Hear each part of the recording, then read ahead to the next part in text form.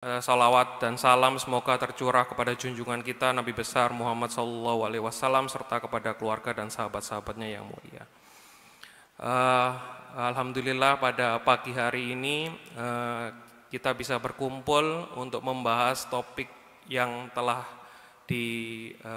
diajakkan kepada kami, yaitu tentang gagal ginjal.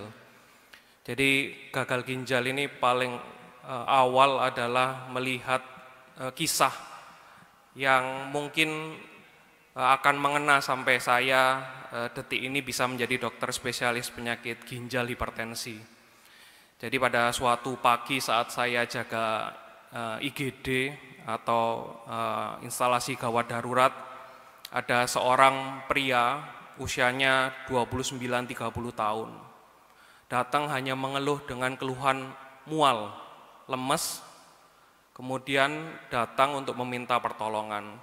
Kita lakukan pengecekan darah dan kencing, didapatkan diagnosis pada saat itu juga adalah gagal ginjal stadium 5. Sebelumnya tidak ada gejala sama sekali, dan pemuda ini usia 30 tahun ini mengajak 2 anaknya beserta istri ke IGD.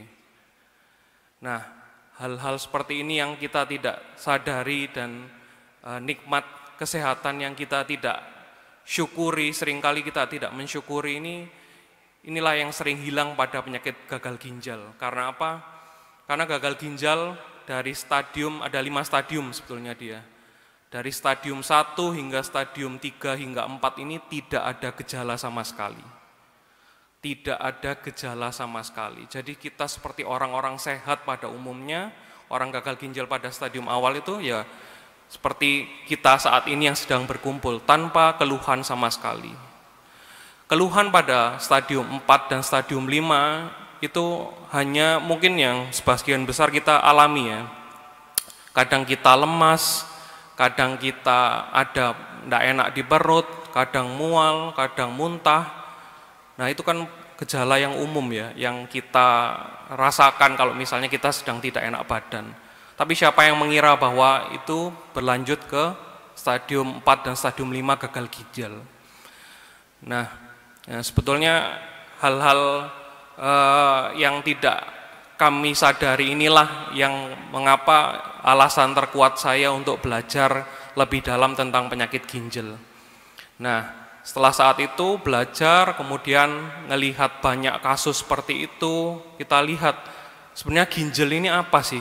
Jadi ginjal itu adalah organ yang diciptakan Allah Subhanahu wa taala ya, yang tempatnya ada di bawah atau belakang perut kita. Jadi tepatnya di belakang punggung bawah. Jadi jumlahnya itu ada 2. Besarnya itu seperti kacang koro ya, jadi enggak terlalu, bukan kacang koro dalam jumlah besar ya pada saat bayi, kemudian membesar, ukurannya itu sekitar 4 ketebalannya 4 cm, kemudian panjangnya itu sekitar 10, lebarnya itu sekitar 6 cm. 2 buah ginjal yang diciptakan tugasnya saling mengisi satu sama lain, dengan fungsi utama adalah dia ini memfilter sampah, racun tubuh kita. Paling gampang dianalogikan itu adalah kayak punya akuarium ya di rumah ya. Jadi dia ini kayak filter akuarium yang menjaga agar air di dalam darah di dalam tubuh kita ini selalu bersih. Nah, begitu ada masalah dalam filter air di akuarium, maka airnya menjadi butek ya atau keruh. Nah, ginjal ini kalau misalnya rusak membuat cairan darah di dalam tubuh kita menjadi keruh karena penuh sampah dan penuh racun di dalam tubuh kita. Jadi organ kecil itu sangat-sangat penting untuk tubuh kita. Mungkin yang kedua fungsinya adalah dia menjaga agar cairan di tubuh kita ini selalu cukup. Jadi tanpa dikomando pun ginjal ini mencukupi cairan di dalam tubuh kita. Paling gampang kalau kita pergi ke pantai, laut, panas, itu tubuh kita akan menjaga agar jangan sampai terjadi dehidrasi. Oleh karena itu pada saat kita kencing di pantai ya, biasanya air kencingnya itu kuning pekat sekali karena dia menjaga. Karena pada saat udara panas, air ini keluar dari kulit kita.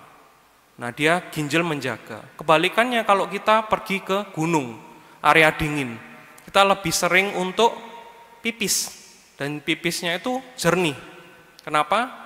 Karena tubuh mencoba untuk mengeluarkan hawa panas yang ada di dalam tubuh kita agar tubuh kita ini tetap hangat. Dan salah satu fungsi ginjal itu. Yang ketiga, fungsi ginjal yang sering kita lupakan adalah fungsi untuk menjaga agar sel darah merah kita ini selalu cukup. Jadi dia ini menghasilkan hormon penambah darah.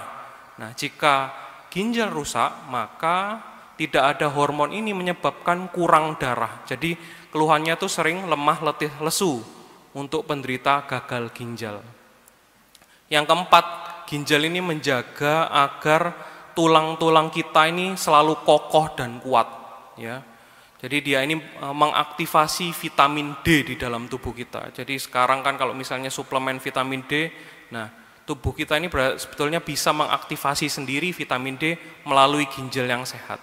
Kalau ginjalnya rusak, maka tulang di dalam tubuh kita ini gampang keropos. Ya. Dan yang kelima, fungsinya dia meregulasi elektrolit dan asam basa. Jadi di dalam tubuh kita ini banyak natrium, kalium, klorida, magnesium yang tugasnya itu adalah menjaga agar kita ini tetap seger. Ya. Nggak gampang capek, nggak gampang lemas. Ya. Sampai ada minuman ya, kalau kita habis minum itu kan seger ya, ternyata ginjal bisa meregulasi itu agar tubuh kita selalu sehat-sehat aja.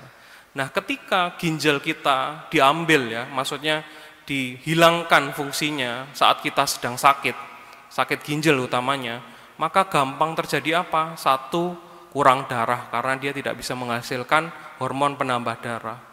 Dia tidak bisa lagi mengatur. Kalau misalnya tubuh kita kekurangan air atau kelebihan air, maka penderita gagal ginjal sering apa? Bengkak di kedua kaki. Terus sering paru-parunya terisi cairan. Akibatnya apa? Sesak nafas.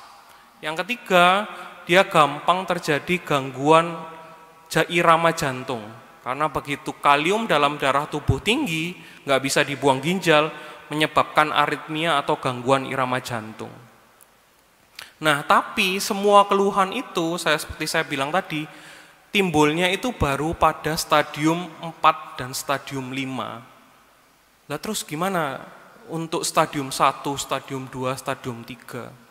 Nah, yang bisa kita lakukan sebetulnya adalah kita mengenali faktor resiko kenapa seseorang itu bisa terkena penyakit ginjal.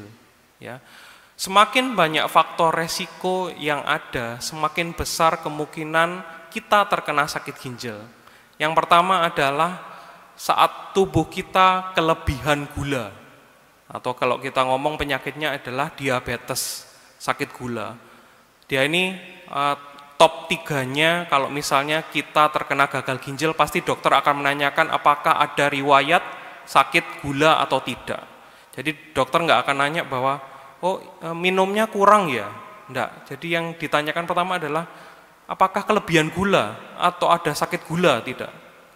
Yang kedua, saat tekanan darahnya tinggi. Ya. Jadi kalau kita ngomong penyakitnya adalah hipertensi, tekanan darah tinggi. Kemudian yang ketiga adalah batu ginjal. Ya, batu ginjal yang tidak segera diambil ya, yang membuat ginjalnya bengkak, ini bisa menyebabkan gagal ginjal juga. Yang keempat, kalau diteruskan, infeksi saluran kencing yang berulang. Ya. Biasanya pada usia di atas 50-60 tahun yang ada prostatnya membesar, ini harus segera diobatin biar tidak berlanjut ke gangguan ginjal yang lebih berat. Dan mungkin faktor resiko yang seperti kita tidak sadari adalah, yang pertama, kita rentan untuk tidak menjaga pola hidup kita. Tidur larut malam, kemudian makan tinggi gula, tinggi garam. Dengan perkembangan teknologi zaman sekarang, makanan itu bisa disimpan 1 tahun, 2 tahun. Padahal kalau kita membuat makanan seger dari yang olahan seger, itu tahannya cuma 5 hari, 3 hari, atau bahkan 2 hari, 1 hari, sudah tidak enak. Nah ini ada makanan yang 1 tahun pun masih enak. Ya berarti apa? Banyak pengawet, baik itu garamnya tinggi, gulanya tinggi. Kemudian riwayat keluarga. Jadi kalau misalnya ada riwayat orang tua, ada yang bapak atau ibunya menderita gagal ginjal, diabetes, hipertensi, berarti ada resiko kita terkena resiko kena penyakit ginjal. Yang keempat adalah kebiasaan seperti merokok, ya. Ini bisa membuat kekakuan pembuluh darah. Pada saat awal seringkali saya ditanyakan, "Dok, orang tua saya itu merokok sampai umur 70 tahun sehat-sehat aja." Ya, paling gampang saya kasih analogi bahwa kalau kita kelahir ke dunia, apakah cetakannya sama, selalu sama di dunia ini? Kalau cetakannya tidak sama jawabannya, maka kita tidak bisa menyetarakan apa yang telah dilakukan. Orang zaman dulu merokok bisa tahan lama karena apa? Aktivitas fisiknya baik. Kemudian makannya benar-benar jaga. Terus kemana-mana dia jalan kaki, itu juga akan berpengaruh. Nah, jika faktor resiko ini dikumpulkan terus-menerus, maka bisa menyebabkan gangguan ginjal. Loh dok, paling gampang gimana kok bisa terjadi seseorang itu kena gagal ginjal? Dari faktor resiko tadi itu, ya, mulai dari ada yang diabetes, hipertensi, terus pola hidup tidak sehat, ini ternyata membuat kaku pembuluh darah di dalam tubuh kita. Sayangnya bahwa sebagian besar struktur dari ginjal ini terdiri dari pembuluh darah, kumparan pembuluh darah. Nah, kalau pembuluh darah itu rusak, kaku, kemudian dia gampang lecet, maka menyebabkan apa? Kebocoran ginjal. Yang mana kalau sudah terjadi kebocoran ginjal, ibarat filter, sudah nggak ada gunanya lagi. Kalau filter kan dicari adalah kerapatan dari pori-porinya itu, agar bisa menyaring. Nah, kalau bocor, siapa yang menyaring sampah, racun, tubuh, dan lain-lain.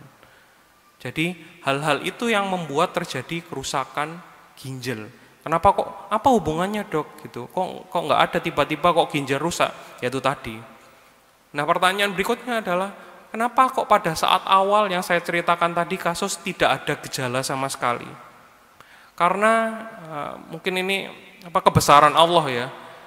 Ginjal itu mencoba untuk tidak mengingatkan kita saat tubuh dalam kondisi genting. Jadi pada saat penurunan fungsi ginjal, misalnya ginjal fungsinya 100%, dia turun ke 80% fungsinya, sama ginjal, kasihan sama orang ini, jangan. Kita harus bisa mengatasinya sendiri tanpa memberikan alarm tubuh. Pada saat dia turun ke 60%, jangan dibilang. Ini nanti biar dia mencoba untuk berubah dulu, pola hidupnya ditata. Tapi saat sampai dia posisi di 30%, baru dia sudah, ini saatnya kita memberitahu orang tersebut. Jadi ginjal itu organ yang paling baik di dalam tubuh. Beda sama otak jantung. Begitu jantung dikenai masalah satu kali, dia langsung menimbulkan keluhan. Mulai dari detak jantung yang tidak beraturan, kemudian gampang sesek, kalau jalan jauh dia ngos-ngosan. Kalau otak diganggu fungsinya, satu kali sedikit aja disenggol, kita jadi apa? Stroke. Kemudian kita hilang ingatan, memori, dan lain-lain. Tapi ginjal mencoba untuk memberikan kesempatan kita untuk berubah. Jadi ginjal itu penyakit yang, gagal ginjal itu penyakit yang tidak tiba-tiba hadir ya. Dia ini kronis, jadi dari hari, bulan, tahun ke tahun nggak diubah pola hidup sehat kita, baru sampai di titik dia sudah tidak kuat baru menimbulkan gejala. Jadi apa yang bisa kita lakukan sebetulnya? Yang pertama kita mengenali faktor resiko tadi, ada nggak di dalam diri kita? Jika ada, dibenahi satu-satu. Terus kemudian yang kedua yang sering kita lupakan, usia 30 tahun ke atas, hendaknya rutin melakukan medical check up berkala. Kok bisa dok? Karena yang saya hadapi sekarang, pasien-pasien itu nggak lagi usia tua, ya. Jadi usia 20-30 tahun sekarang itu memenuhi unit cuci darah. Jadi paling gampang kalau main ke rumah sakit, coba tengok unit cuci darah yang ada di sana. Penuh. Begitu ada satu pasien lagi mau minta cuci darah, itu ngantri, bisa ngantri berminggu-minggu hingga berbulan-bulan. Jadi ada mungkin dalam 1 tahun terakhir ya, itu unit cuci darah itu penuh di mana-mana. Jadi orang yang gagal ginjal kronis yang butuh cuci darah sekarang itu kesulitan untuk mendapatkan unit cuci darah. Dan rata-rata usia produktif 20, 30, 40 tahun sudah banyak yang harus menjalani cuci darah. Nah, pada saat kondisi seperti itulah di mana kadang hati ini terenyuh ya. Harusnya usia-usia tersebut mencari nafkah untuk keluarganya, mencari nafkah untuk anak-anaknya, menabung, tapi hilang kesempatan itu karena penyakit yang sebetulnya bisa kita cegah, namun karena kita terlalu nikmat untuk mencari kesenangan duniawi ya, kita kadang lupa bahwa tubuh ini ibaratnya kan dipinjamkan oleh Allah kepada kita, tapi kita gagal untuk merawatnya ya. Ibarat mobil baru itu ya, dari showroom kalau kita gas 5 tahun nggak usah ke bengkel, dia masih bisa. Tapi kalau mobil usia 15 tahun, 10 tahun, dipakai 5 tahun berturut-turut, di tahun pertama sudah mau mogok. Nah, sebagaimana kalau misalnya kita rawat mobil dengan baik, tiap 6 bulan atau 1 tahun ke bengkel, mobil itu umurnya bisa lama. Tapi kalau kita tidak bisa merawat dengan baik, umur mobilnya juga akan pendek. Jadi hal-hal seperti itulah yang mungkin kita kadang lupa. Lalu gimana dok untuk mencegah terjadinya penyakit gagal ginjal ini? Paling gampang adalah kita melihat ke diri kita sendiri. Kita refleksi diri, apakah kita sudah benar menjaga tubuh kita dengan baik atau tidak.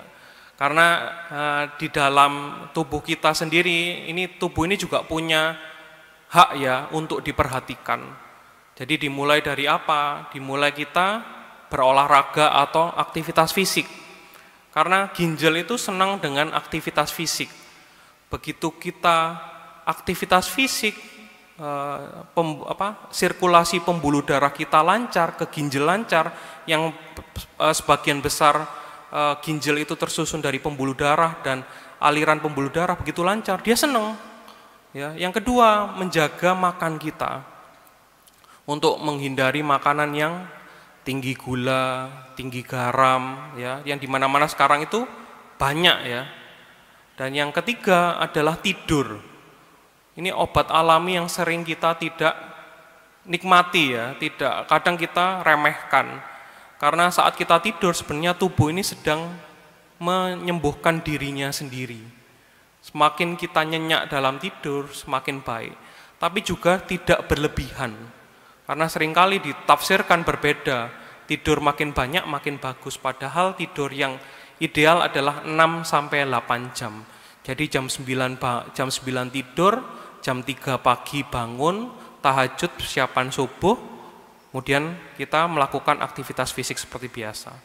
Jadi jam tidur ini juga sangat penting ya untuk kesembuhan atau untuk regulasi menyembuhkan diri tubuh kita, untuk utamanya organ ginjal. Yang keempat yang sering kita lupakan adalah manage stres kita.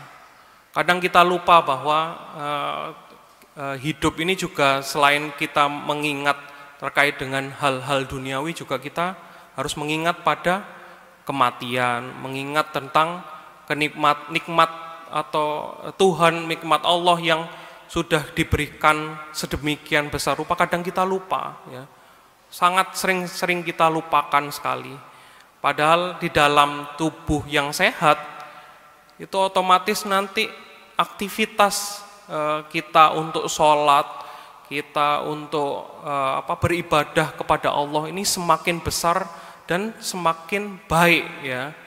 Karena kalau kita lihat pasien-pasien di rumah sakit, dia sudah tidak bisa sholat. Bahkan untuk sujud dan rukuk pun sangat-sangat sulit. Ya. Mereka tidak pernah melatih otot mereka, mereka pikir bahwa olahraga itu sia-sia, padahal kalau sudah jatuh sakit, kita nggak bisa olahraga, kita nggak bisa ibadah. Itu hal-hal yang menurut saya menyedihkan ya kalau kita tidak bisa. Padahal pondasi atau tiang agama seperti sholat ini adalah pondasi utamanya adalah tulang yang kuat dan otot yang baik. Dan yang sering kita lupakan di usia 30 tahun ke atas, masa otot kita berkurang 1%. Jadi kalau itu diakumulasikan, usia tua kita apa? Gampang boyoknya capek, punggungnya capek, habis sholat sujud sulit untuk kembali.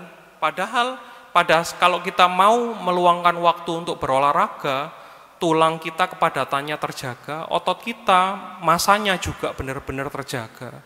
Jadi kalau saya umroh kemarin ngelihat orang usia 70-80 tahun di sana, posisi sholat, sujud, dan rukuknya itu benar-benar sempurna. Padahal usianya 70 tahun, benar-benar sempurna. Terus di barisan paling depan itu juga sempurna betul. Jadi kalau orang benar-benar bisa menjaga kesehatannya, sholatnya pun ikut terjaga. Orang benar-benar bisa menjaga makannya, sholatnya pun terjaga. Dan bonusnya adalah kita diberikan insya Allah umur yang panjang untuk terus beribadah. Hal-hal itulah yang sering kita lupakan, bahwa kita ibadah tapi melupakan apa? Olahraganya dilupakan, makannya dilupakan, tidurnya dilupakan. Jadi itu harus berimbang. Karena tubuh juga punya hak. Ya. Karena ibaratnya kita dikasih lahir ke dunia itu dalam kondisi yang sempurna. Sudah seyogyanya kita kembalikan dengan posisi atau kondisi yang sempurna. Mungkin itu yang bisa saya sampaikan. Terima kasih. Wassalamualaikum warahmatullahi wabarakatuh. Para jamaah yang mau bertanya. Assalamualaikum warahmatullahi wabarakatuh. Waalaikumsalam warahmatullahi wabarakatuh. Terima kasih. Yang ingin saya tanyakan, saya ini kan sudah usia 62 tahun, dokter. Jadi kalau dulu kan belum pernah sakit pinggang, dokter. Sekarang kok mulai sakit-sakit gitu. Mungkin gejalanya apa yang bisa untuk menghilangkan sakit pinggang tersebut. Terima kasih. Assalamualaikum warahmatullahi wabarakatuh. Waalaikumsalam warahmatullahi wabarakatuh. Nah, ini pertanyaan yang sering saya dapatkan, bahkan saya sendiri ya sering merasakan juga. Paling gampang adalah saat kita melakukan aktivitas itu ada yang saya sebutkan tadi, otot dan tulang. Ya, semakin kita tambah umur, semakin otot kita berkurang jika tidak dilatih. Nah, pada saat kita nggak ngelatih otot dan tulang kita, kepadatannya dan masanya akan ikut menurun. Padahal sehari-hari kita gerak itu menggunakan otot dan tulang. Lah kalau kecil ototnya maka kita gampang kaku, jadi spasme kalau kita ngomongnya ototnya itu. Itu yang pertama ya. Yang kedua, apakah mungkin suatu gejala penyakit? Bisa. Kalau misalnya dia ada batu ginjal. Itu seringkali nyeri tembus punggung ke belakang atau encok kayak nyeri pinggang gitu, tidak kita rasakan. Biasanya disertai demam, kemudian mual muntah. Terus yang ketiga bisa jadi ada saraf yang kecepit ya. Karena semakin kita tua itu antara antara iga ya, antara sumsum tulang itu sebetulnya ada bantalan. Kalau kita tidak melatih dari muda, olahraga, nah ini bantalannya itu cepat aus, sehingga harusnya tulang ketemu tulang, bantalan tulang, sekarang tulang ketemu tulang. Dan itu menyebabkan kompresi dari saraf kita dan menyebabkan nyeri. Jadi yang pertama yang harus dilakukan adalah konsultasi ke dokter. Ini masalahnya apa? Pastikan bukan penyakit. Yang kedua, mulai dengan stretching, ya. Di usia yang di atas 40, 50, 60 tahun sudah baiknya kita melakukan stretching secara rutin meskipun kita tidak sedang olahraga. Itu apa? Untuk menjaga kelenturan. Yang ketiga adalah jalan kaki. Dimana kalau kita jalan kaki rutin itu menjaga sirkulasi ke semua organ. Salah satunya otot. Biasanya otot yang nyeri itu kekurangan darah. Begitu kita jalan kaki, jantung memompa darah ke seluruh tubuh, menyebabkan mengembalinya aliran darah ke otot dan menyebabkan nyerinya membaik. Jadi, dan yang terakhir tidur. Karena saat tidur adalah obat yang paling mujarab untuk semua problem tubuh kita. Mungkin itu ya. Yang lain? Oh ya, mungkin itu nanti. Ya. Assalamualaikum warahmatullahi wabarakatuh. Waalaikumsalam warahmatullahi wabarakatuh. Sebelumnya perkenalkan, nama saya Muhammad Bagus, usianya 30 tahun. Saya adalah penderita gagal ginjal stadium 5. Aktif cuci darah 2 kali seminggu. Pertanyaan saya, Dok, adakah secerca harapan sel-sel ginjal saya kembali ke normal? Walaupun yang saya tahu itu sangat sulit, Dok. Tapi mindset saya sampai sekarang, harapan dan pertolongan Allah itu masih ada. Terima kasih, Dok. Terima kasih. Jadi semangat ya Mas untuk tetap optimis, itu hal yang sangat-sangat luar biasa. Bahkan datang ke kajian subuh pagi untuk mendapatkan ilmu ini semoga diijabahi semua doa-doanya untuk bisa sembuh dan membaik. Jadi paling gampang adalah saya analogikan kalau misalnya terjadi kita habis jatuh ya. Habis jatuh, berdarah, kemudian sembuh, apakah sel kulit bisa kembali seperti sedia kala? Nah, jawabannya bisa, tapi sulit dan ada beda. Jadi kalau kita jatuh, itu seringkali namanya ada keloid. Ya. Ini saya pernah jatuh, ada keloidnya. Ya. Jadi antara kulit dan kulit yang habis jatuh sama kulit yang belum jatuh ini ada beda kan ya. Ini namanya jaringan ikat atau jaringan sikatrik. Yang mana dia tidak bisa kembali memproduksi keringat, dia tidak bisa kembali memproduksi bantalan seperti kulit pada normalnya. Nah, hal ini kalau misalnya terjadi kerusakan di ginjal, sel-sel ginjalnya akan terganti menjadi jaringan ikat tadi atau jaringan sikatrik atau keloid ya. Nah, tapi ada pada kondisi-kondisi tertentu di mana kalau misalnya sel ginjal sudah rusak, mengkerut, dia biasanya sulit untuk sembuh kembali. Kecuali kalau misalnya ada cerita-cerita bahwa saya sembuh gagal ginjal, seringkali kita mendengar ya. Gagal ginjal itu ada 2, gagal ginjal akut dan gagal ginjal kronis. Gagal ginjal akut ini di mana fungsi ginjal dan sel-sel ginjal bisa kembali normal. Karena kalau ibaratnya mati lampu itu ya, mati lampunya sifatnya sementara, dia hidup kembali. Jadi biasanya ini yang kembali normal atau sembuh total. Nah, sedangkan pada gagal ginjal kronis, sebagian besar itu yang tidak bisa sembuh kembali. Namun ya, melihat berbagai perkembangan zaman, dulu kita melihat bahwa orang yang gagal ginjal itu ibarat menerima vonis sudah tidak bisa harapan hidupnya itu sangat-sangat kecil. Ini di era 60-an, 70-an, karena apa? Belum ditemukan mesin cuci darah. Nah, di era 80-an ke atas ditemukan mesin cuci darah. Penderita gagal ginjal ini ada harapan. Harapan untuk apa? Ibaratnya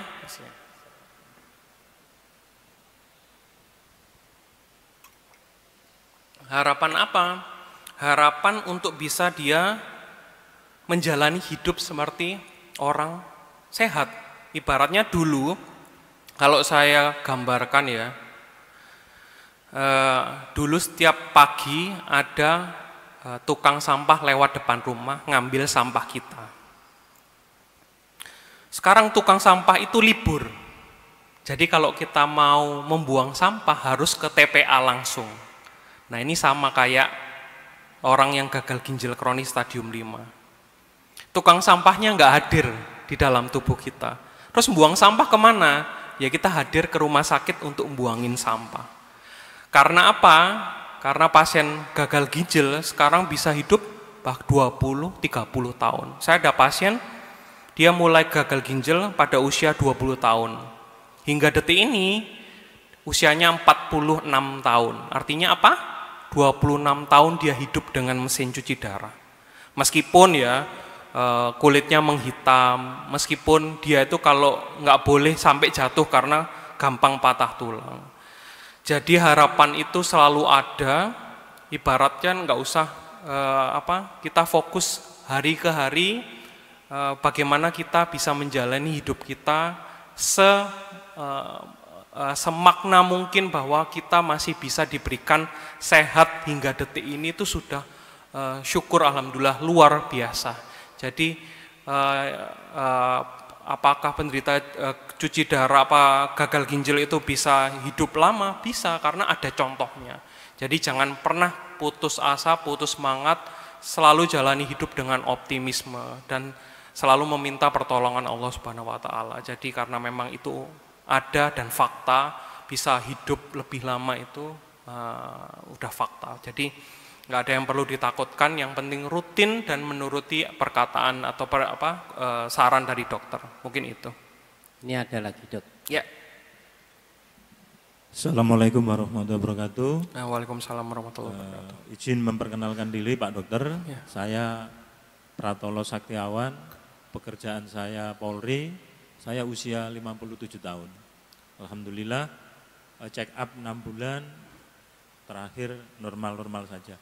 Yang saya tanyakan, Dok, banyak orang bercerita, mengkonsumsilah air putih yang sebanyak-banyaknya supaya menjaga kesehatan ginjal. Jadi saya kalau bangun jam 3, saya langsung minum air putih 1 gelas besar, kemudian mau ke kantor minum air putih di dalam. Tapi ada yang mengatakan kalau air putih kebanyakan ginjal juga terbebani. Nah, mohon izin, seberapa maksimal tubuh kita konsumsi air putih. Kemudian yang kedua, apa ada hubungannya ketika kita rutin donor darah itu mempengaruhi kesehatan ginjal? Terima kasih Pak Dokter. Ya, terima kasih Pak Pratolo. Jadi yang pertama seringkali bahwa penyakit ginjal ini sering dikaitkan dengan sering kurang minum air putih. Apakah benar? Tidak sepenuhnya benar ya. Tapi apakah air putih itu sangat penting untuk tubuh kita? Sangat-sangat penting. Jadi yang ditanyakan selalu kan kalau misalnya ada orang sakit ginjal, kamu kurang tuh minum air putihnya. Nyata tidak sepenuhnya benar ya. Jadi organ ginjal itu tetap butuh air putih karena apa? Saat tubuh kita dicukupi air putih yang cukup, maka cairan darah itu terjaga kekentalannya. Saat terjaga kekentalannya, yang bersirkulasi di ginjal itu juga akan baik. Bayangkan kalau darah kita kental, ya, kemudian di ginjal nyumbet, maka bisa merusak ginjal. Paling gampang gitu ya analoginya. Tapi kalau secara ilmiah nanti panjang lagi. Nah, seberapa banyak sih bisa kita mengkonsumsi air putih? Apakah minum banyak itu juga bisa menyebabkan gangguan ginjal? Idealnya adalah berat badan kita dikalikan 30 cc per kilogram berat badan per hari. Itu minimal ya. Misalnya kalau berat badan saya 70, berarti saya harus konsumsi 2100 cc per hari. Nah, saat kita sudah mencukupi itu, maka bagus. Tapi kalau misalnya ada udara panas, habis kita olahraga, itu bisa dilebihkan ya, sesuai dengan kebutuhan kita pada saat itu. Nah, apakah minum banyak membebani ginjal? Ya, jika konsumsinya di atas 4-5 liter dalam dia kondisi tidak sedang ngapa-ngapain. 4 liter tapi dia habis olahraga, habis kerja di panas-panasan, nggak ada masalah. Tapi kalau misalnya dia tidak ngapa-ngapain kemudian dijejeli air sebanyak itu, maka akan membebani ginjal. Jadi sesuaikan dengan tubuh ya. Apapun yang berlebihan itu tidak baik. Jadi yang tubuh butuhkan adalah kecukupan. Dimana kalau sudah cukup ya sudah, nggak usah dilebihkan. Mungkin itu yang pertama. Kemudian yang kedua tadi, aktif donor darah. Jadi apakah aktif donor darah itu baik? Baik untuk menolong sesama. Yang kedua, baik dalam dia ini meregenerasi sel darah merah. Karena begitu umur sel darah merah kita itu 3 bulan. Jadi kalau dia habis 3 bulan, dia rusak, mati, digantikan oleh sel darah baru. Makanya kenapa kok donor darah itu tiap 3 bulan ya? Karena nunggu sel darah merahnya ada, jumlahnya cukup, kemudian diambil. Nah pada saat donor darah, darah kita diambil, maka tubuh dipaksa untuk memproduksi sel darah merah dalam jumlah baik. Dan sirkulasinya juga ikut baik. Tapi apakah itu semakin rutin donor berdarah menyebabkan semakin sehat ginjal kita? Tidak juga. Jadi itu dua hal yang berbeda, tapi baik untuk keseluruhan tubuh. Mungkin itu Pak. Sama-sama Pak. Satu kali pertanyaan Dok, dan pertanyaan terakhir, paling akhir. Terima kasih izin dokter.